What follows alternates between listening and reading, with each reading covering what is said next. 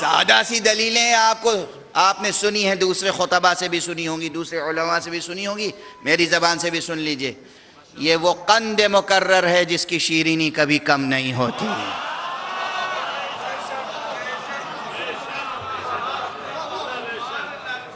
پیغمبر جس کے لیے فرمائیں، مشہور حدیثیں ہیں، میں وہ حدیثیں صرف دہرا رہا ہوں، یاد دلا رہا ہوں، کہ جس میں ایک لفظ بھی گنجلک نہیں ہے، بوجھل نہیں ہے، ثقیل نہیں ہے، غریب نہیں ہے. قرآن کا لفظ ہر مسلمان کی زبان پر ہے، حق کا لفظ ہر مسلمان کی زبان پر ہے. بس یہی دو لفظ رہیں، اور تیسرا لفظ جس کی زبان پر ہے وہ سعادت مند، جس کی زبان پر نہیں ہے اس کی شقاوتوں کا اندازہ ہم نہیں کر سکتے. بس یہ تین الفاظ یاد رکھیں: قرآن، حق، علی.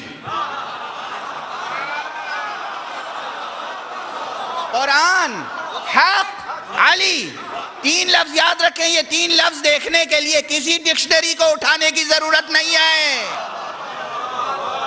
پیغمبر نے فرمایا القرآن مع علی وعلی مع القرآن، علی مع القرآن والقرآن مع علی.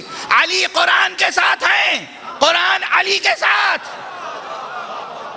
پیغمبر نے فرمایا الحق مع علی وعلی مع الحق یا علی مع الحق والحق مع علی.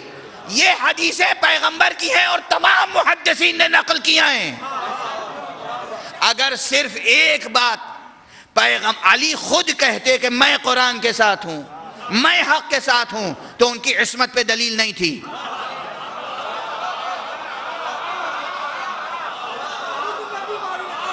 کیوں؟ ہر شخص، ہم میں سے ہر شخص کہتا ہے ہم تو حق کے ساتھ ہیں، چاہے وہ مجسم باطل کا ساتھ دے رہے ہوں، مگر کہتے یہی ہیں ہم تو حق کے ساتھ ہیں. آپ کی چھوٹی سے چھوٹی اسٹریٹ سے لے کر بڑے سے بڑے پارلیمنٹ تک، دنیا کے بڑے سے بڑے عیار بھی یہی کہتے ہوئے نظر آتے ہیں ہم تو حق کے ساتھ ہیں.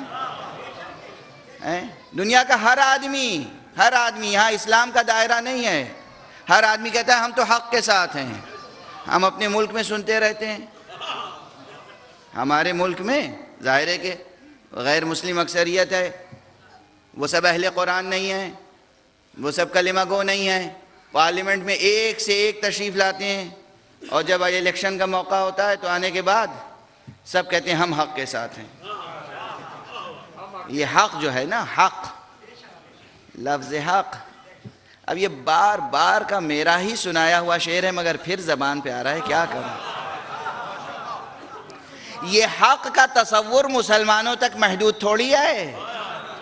خدا کروٹ کروٹ جنت نصیب فرمائے نواب افسر لکھنوی کو، جنہوں نے فرمایا ہر ایک ذہن میں ہے کچھ نہ کچھ تصور حق. ہر ایک ذہن میں ہے کچھ نہ کچھ تصور حق. ہم اس تصور حق کو حسین کہتے ہیں.